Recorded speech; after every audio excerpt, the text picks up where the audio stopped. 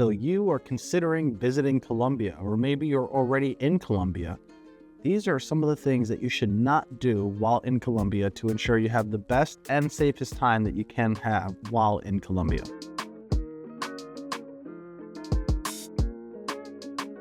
The first thing that you shouldn't do is wear expensive things. Now, what I mean by that is watches, necklace, rings. Don't be flashy while you're there because the income is extremely low and there are areas that are prone to violence and people will easily rob you for your stuff, whether it's with a gun or just running by and snatching your chain. So be sure to not wear expensive things when you go to Colombia. So the second thing you shouldn't do when you go to Colombia is assume everybody speaks English. You should learn poquito Spanish. Poquito Español, I should say.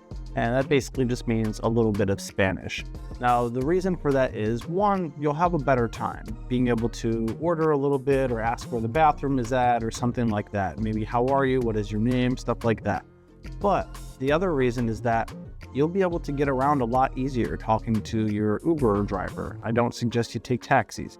You'll also be able to find the bathroom easier or just get better treatment in general. Just think about it like this. Say that you were working at a restaurant, in any restaurant, and somebody comes up to you and they just start speaking pure Spanish to you. They don't even make an effort at English and they're just speaking pure Spanish. Hola, amigo, and you have no idea what they're saying, right? You're gonna feel a type of way about it, even if it's a little bit. So how do you think that they feel if you're not making any kind of effort to even say gracias? You know what I mean? Basically just thank you in Spanish, right?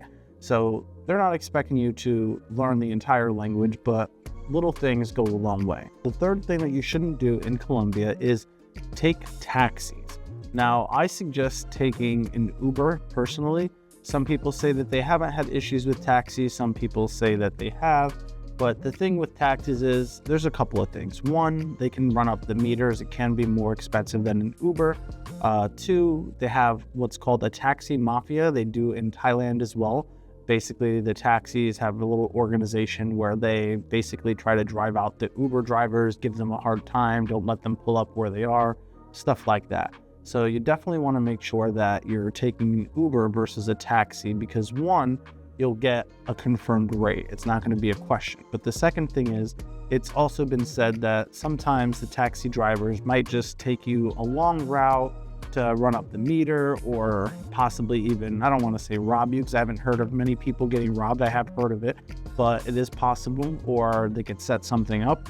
Not saying that an Uber driver can't, but with a taxi, if something happens to you, you have no way of knowing who that person was. But with Uber, they have to verify their license and everything else, so it's a lot safer. You can see their ratings, etc. So definitely take an Uber over a taxi if you're able to while you're in Colombia. So the fourth thing that you shouldn't do when you're in Colombia is forget to bargain.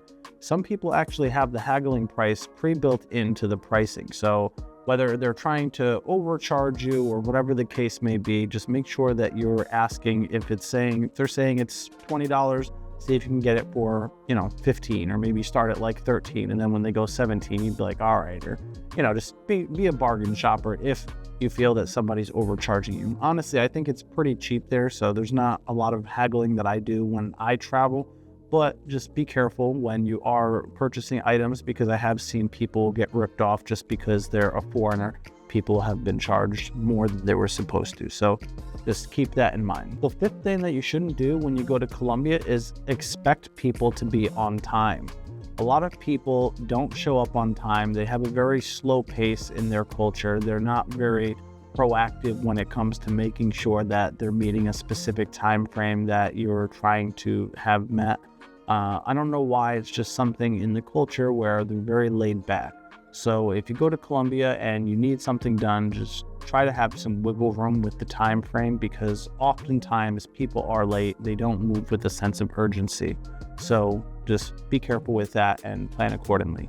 The sixth thing that you should not do when you're in Colombia is meet girls on dating apps. You can meet girls in person, clubs, bars, pretty much anywhere other than dating apps. And the reason for that is a lot of the girls on dating apps are there to try to get guys and scam them, whether it's just scam them out of money or just flat out rob them. So there's actually something called scopolamine, and basically it's like a flour that they mash up and it turns into like a powder, and they put it in your drink and it makes you pass out, and then they basically just clean you out completely. So I would be careful. I don't think that it's going to happen to you if you're not going to unsavory places, if you're not just inviting a random hot chick to your apartment. Another thing to watch out for is that they like to work in twos. So if they say, hey, can I bring my friend or something like that, I wouldn't do that, because one will get you in one part of the apartment while the other one puts something in your drink. Next thing you know, you're drinking, partying, and everything is gone when you wake up. So definitely be careful of that. Don't leave your drinks unattended. That's another thing that you should definitely watch out for as well. So I'll fit that one in number 6 for you. So the 7th thing that you shouldn't do when you go to Colombia is don't bring just one card. And what I mean by that is have a couple of cards that you can use when you're in the country, because if you do lose it or it gets stolen, or your money gets drained from it or something, at least you'll have another account that you're able to use, another card that you're able to use. You don't want to be stuck with no one or no money in Colombia. So definitely make sure that you have an extra card. Another tip would be make sure that you have a picture of your passport.